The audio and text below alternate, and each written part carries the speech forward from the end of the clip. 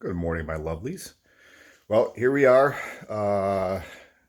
New Year's Day. Made it through yesterday after starting off a little bit rough. I was mentioning I got caught in a little bit of sadness there, and it was kind of weighing me down, and I was worried about how it was going to affect the rest of my day. I think this is my sense is that because I had a sense of what was going on, I kind of felt it, that I sort of put it out there in the world, and then it was an easier thing for me to address and to fight against, and I sort of used the tools at my disposal. It certainly became part of it became part of my just the way I was noticing. I was sort of keeping tabs on things throughout the day, right? So I always sort of put it in that reference, like, "Ooh, am I being harsh because I'm in a bad mood?" Or am I trying to sit around and do nothing because I'm in a bad mood? I'm going to sulk.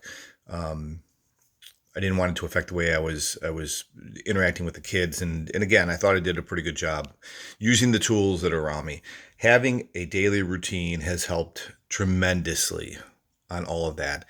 I am now in a stretch. So I found my way to some sadness yesterday, right? So I'm not trying to pretend that didn't happen, but I am in a stretch where um, my wake up mood is far less far less full of resentment than it was for a while. There was a quite a long stretch where I would wake up whatever time I would wake up. Sometime it was 3 in the morning, and I would be full of resentment. Just cannot believe that she's doing this to me. That I can't believe that she's being unfair, and I'm sure she's out there looking for somebody else, and she's doing all these things that are intentionally made me feel separate from her and away from her, and she's drawing lines in the sand that she knows I'm going to see, and she doesn't care how that affects me. All kinds of stuff, right? And that is not that has not been the case for the last, I don't know, we might be going on a week now. And that feels good to wake up, even if there's a little bit of that resentment in there. Um, it just doesn't have the hold on me that it did. Now, what do I attribute that to? Certainly some of the Al-Anon work that I'm doing around codependency and becoming aware of how, boy, I had no idea how codependent I was and how much that was really killing me. Um, when she would say things like, you're smothering me. I'm like, what are you talking about? Like, I'm just trying to, like, why are you not letting me love you? And I get it. Like, I get it. My my worth, my value, everything about me depended on her approving of me, affirming me, liking me, wanting me. If she didn't have those things, if she didn't treat me right, then I mean, like, everything in me would just blah, and I mean, I couldn't be me without her approval, without her affirmation. It was really sick, and I didn't. I mean, there's something that I view as, I had viewed as being, well, that's kind of a weak, um, that's kind of a weak character trait to be codependent. I Maybe it is. I have no idea. All I know is that I suffer from it, right? And I do not want to be that way. It's not a fun way for me to live. It certainly makes me not a very um, appealing person to be around. So we're back to the same thing. I don't know if her and I are going to end up together. Probably not. But look, I'm 54. Sometimes I feel really old. For the most part, I feel relatively young. And I would like I would like to be in a loving relationship at some point. And if it's with Gabrielle, that's great, because I believe there's a miracle to be had there, or at least there's a chance of it. And I would take some risk for that chance. But if it's not her, then I want it to be somebody else, and I want to be somebody that can be loved. I want to love in a way that's healthy and not codependent, and not smothering and all the other crap that goes with this. And I just, I need things in my life to be different. And so I'm doing things differently. Every day I'm doing things differently. And so here you go.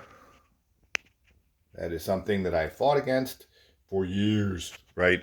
Now, some of it was I was never the first one up. So when she would say, "Why don't you ever make the bed?" Well, because you're still sleeping in it. So, but like I wake up now, I make the bed. Actually, before I did that, I did some stretches. I would do some stretches in the bed when I'm there, and then I get up and I stand up and I do some of his dynamic stretching, whatever. I just I'm 54 now. The older I get, the more I feel like it's really important for me to be mobile and to be flexible. So I'm doing some of that. I'm going to go downstairs and finish and do a few more. But that's a big part of just getting my blood flowing and feeling like I'm really like I'm adamant about I'm not going to become sedentary. I'm not going to be somebody who sits around all day. I'm not going to be somebody that can't get up and run if they need to. I'm not going to be somebody that can't lift weights. I'm not going to be somebody that I don't want to be somebody that is on 6 or 8 or 10 different medications by the time I'm, 55. One started out for whatever it was, and then every side effect has to be managed through another medication. I don't want to be that guy. Really, really, really don't want to be that guy. So I'm fighting against it. So the stretches are part of that. Certainly the weightlifting I do, and all that fights against that. But the other part is just like a simple discipline, right? So I get up, I make my bed. I do my stretches. I start the day out with some semblance of order in my life. I'm going to go downstairs. Like I said, I'm going to do my stretches. I'm going to do my readings, and then I'm going to roll right into probably a 30-minute meditation and try to get my brain at least in the best possible place to start the day, and then go from there. Gabrielle gets back in from out of town today. I'm going to pick her up at the airport, and then I think she's heading to our cottage, and then I'll be with the boys for another week, which is really fun for me.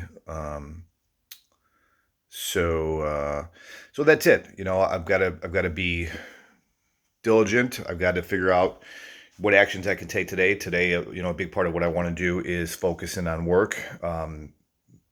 Tomorrow, Monday, January 2nd is officially a holiday, I think, so nobody's going to be working. However, I'm in a business where, I'm a 100% commission salesman. I have to be working, and I have to be doing something to sort of get my business going for next year. So, I'm going to spend some time today brainstorming, getting some things in order with my business, with my database, with how I'm reaching out to people. I think that's really important. So I'm going to be working on that quite a bit and staying busy. And between that and putting the last of the Christmas decorations away, I should have a relatively activity-filled day that will keep me in good spirits. I feel better when I am working and doing productive things. That's the message I've been trying to get through to my kids, and I will keep leading by example. All right, I hope you all have a great day. Talk soon.